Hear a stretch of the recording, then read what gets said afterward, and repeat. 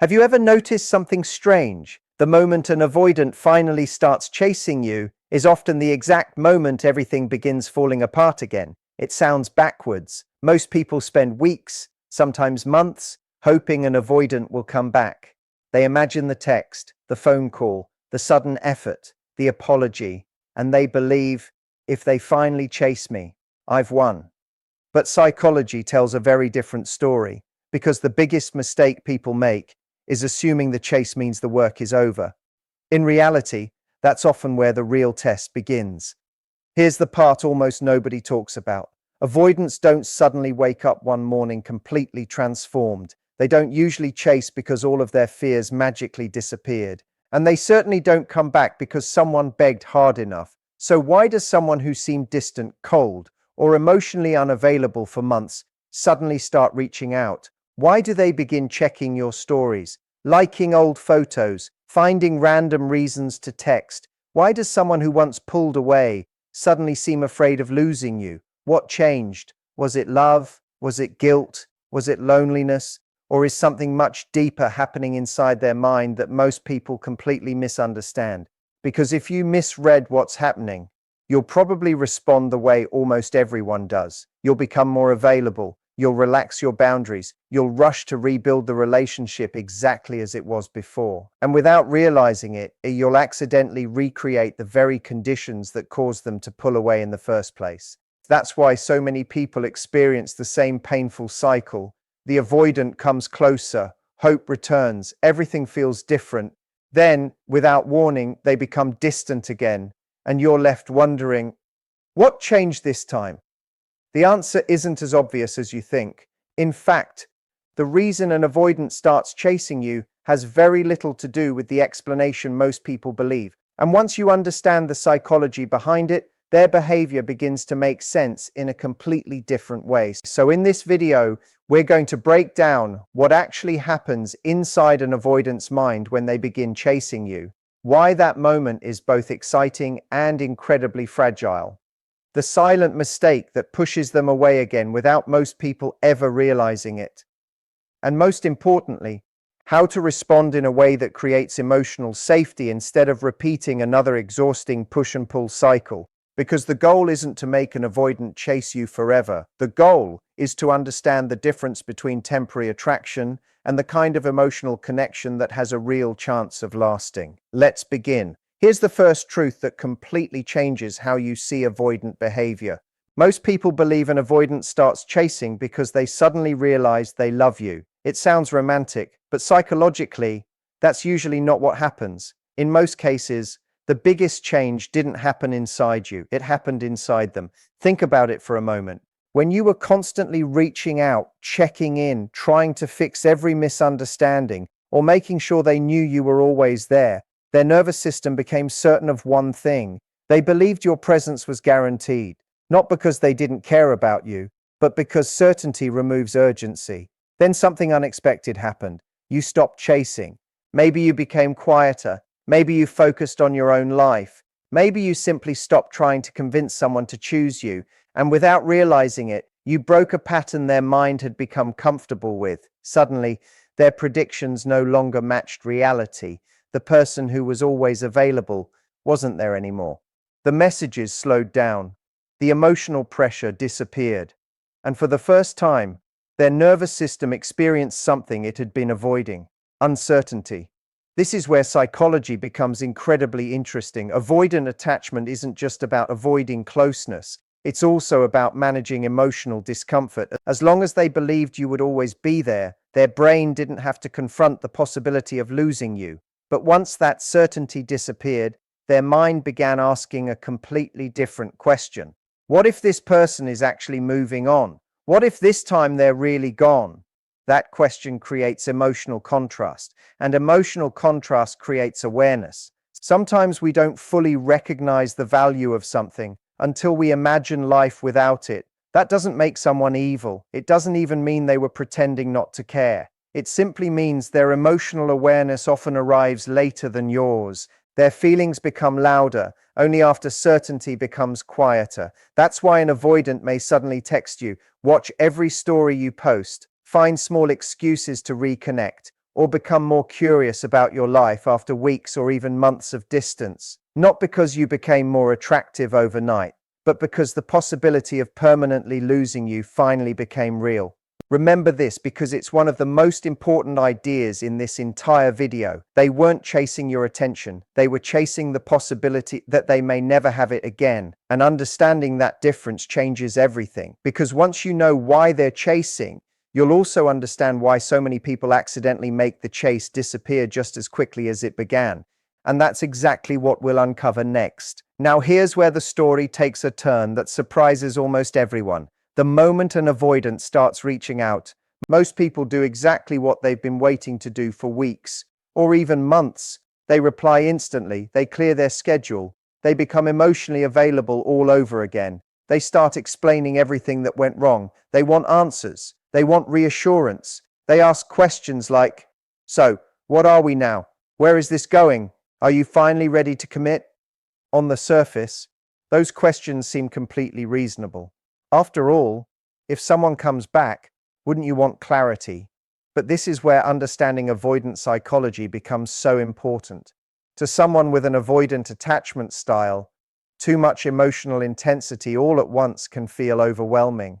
Not because your feelings are wrong, and not because they don't care, but because their nervous system often interprets intense emotional conversations as pressure. The connection that once felt calm suddenly feels heavy again. The freedom that made them curious begins to disappear.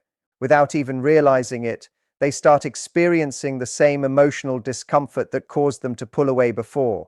This is why so many people believe avoidants are impossible to understand. One week they're pursuing you, the next week they're distant again. It feels confusing, it feels unfair, but from their internal experience, their behavior often follows a predictable emotional pattern. Curiosity brings them closer, pressure tells them to create space. Notice something important. Pressure doesn't only come from arguments, it can also come from expectations, from urgency, from trying to define the relationship before emotional safety has had time to grow. When someone feels that every conversation must lead to certainty, their nervous system can become defensive instead of connected. And that's the hidden mistake. People think they need to secure the relationship immediately. But healthy connection is rarely built through urgency. It's built through emotional consistency. So when an avoidant begins chasing, don't confuse movement with complete emotional readiness. Those are two very different things. The chase is simply an opening, not the finish line. And here's the sentence I want you to remember because it explains countless relationships that fall into the same painful cycle. They didn't stop chasing because they stopped caring. They stopped chasing because their nervous system felt trapped again.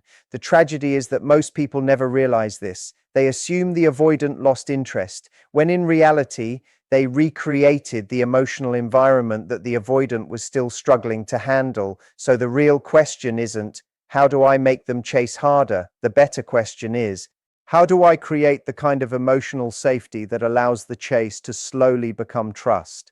Because that's where everything begins to change. Here's the part that most people misunderstand. When you stepped back, it probably looked like nothing was happening. There were no dramatic conversations, no emotional speeches, no desperate attempts to make them understand your value, just silence. And from the outside, silence feels empty. But psychologically, silence is often where the biggest emotional shifts begin. Now, let me be clear.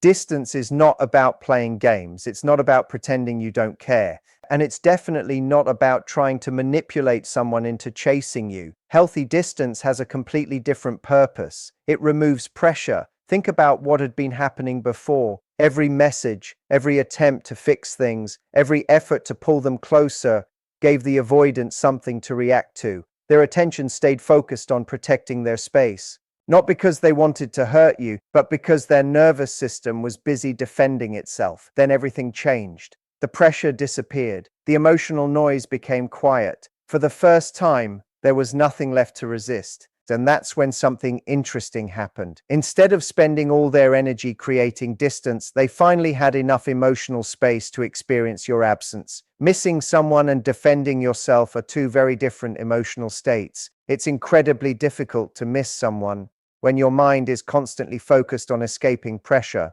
But once the pressure is gone, the emotions that were buried underneath finally have room to surface. Your laugh, your conversations, your presence, the little moments they barely noticed before. Silence didn't create those memories. It simply gave those memories room to breathe. That's why emotional contrast is so powerful. We often recognize the importance of something only after its absence becomes real. And this isn't unique to avoidance, it's part of being human. But because avoidants naturally suppress difficult emotions, they often need more time and more space before those feelings become impossible to ignore. Remember this line because it explains so much about human behavior. People don't miss what's chasing them, they miss what finally stopped running after them. Not because distance is magical, but because space allows curiosity to replace resistance. And curiosity is one of the strongest emotional forces in any relationship. Once curiosity appears, the mind starts asking questions. I wonder how they're doing. I wonder if they've moved on. I wonder if I made a mistake. Those quiet questions create emotional movement. And emotional movement is often the very first step toward genuine reconnection. But here's what most people still don't know. Even if an avoidant starts chasing because they miss you, that doesn't automatically mean the relationship will last. The next step is what determines whether this becomes another temporary cycle or the beginning of something completely different. So now comes the question almost everyone wants answered. If an avoidant has started chasing you, how do you keep that momentum without falling back into the same painful cycle? The answer may surprise you. You don't keep them chasing by chasing back harder. You don't do it by becoming mysterious overnight. And you definitely don't do it by playing emotional games. Real connection is never built on confusion. It's built on emotional safety. The healthiest thing you can do is something that sounds simple, but takes real emotional strength. Stay steady. When they reach out, respond warmly. But don't abandon your own life just because they finally showed up. You don't need to answer every message within seconds. You don't need to cancel your plans to prove they're your priority. And you don't need to convince them that you'll never leave. Let your actions quietly communicate something much more powerful. I'm happy to connect with you, but my happiness no longer depends on whether you text me today. That kind of emotional stability is incredibly attractive, not because it's a strategy, but because it's genuine confidence. Another mistake people often make is rewarding inconsistency. An avoidant disappears for 2 weeks, then sends a casual message, and suddenly the entire relationship goes back to normal without any conversation about consistency. Over time, this teaches them that minimal effort is enough to maintain the connection. Healthy relationships don't require punishment, but they do require standards. If someone wants a place in your life, their actions should gradually become more reliable. That doesn't mean expecting perfection. It means noticing patterns instead of promises. Stay kind, stay open, stay interested, but don't become available every hour of every day. Keep investing in your friendships, your goals, your health, your purpose. Your life should continue growing, whether they're present or not. Ironically, that's often what creates the strongest attraction, because avoidants tend to trust consistency far more than emotional intensity. Big emotional highs can feel overwhelming. Steady emotional presence feels safe, and safety is what slowly lowers their defenses. So remember this quote whenever you feel tempted to prove your worth. The goal isn't to make them afraid, it's to make them feel safe without making yourself disappear, because the healthiest version of love isn't built when one person loses themselves trying to keep the other close. It's built when two people slowly learn that closeness doesn't have to cost them their freedom. And once an avoidant begins feeling that kind of safety, something remarkable starts happening inside them. Instead of protecting themselves from intimacy, they slowly begin leaning toward it. And that's exactly what we'll explore next. Something very quiet begins to happen inside an avoidant when they finally start feeling emotionally safe. It isn't dramatic, it doesn't happen overnight. And most of the time, they won't even know how to explain it themselves, because avoidants rarely fall in love through pressure. They slowly open through repeated experiences of safety. Think about what they're noticing now. You're no longer chasing them every time they pull away. You're no longer trying to convince them to stay. You're not using guilt. You're not punishing them with emotional games. You're not demanding constant reassurance. Instead, You're simply consistent. You're kind when they're present. You're calm when they're uncertain. And you're still living your own life. To most people, that may not seem extraordinary. But to someone whose nervous system has learned to associate closeness with pressure, it's a completely different experience. For the first time, they begin realizing something unexpected. This person isn't trying to control me. They're not trying to trap me.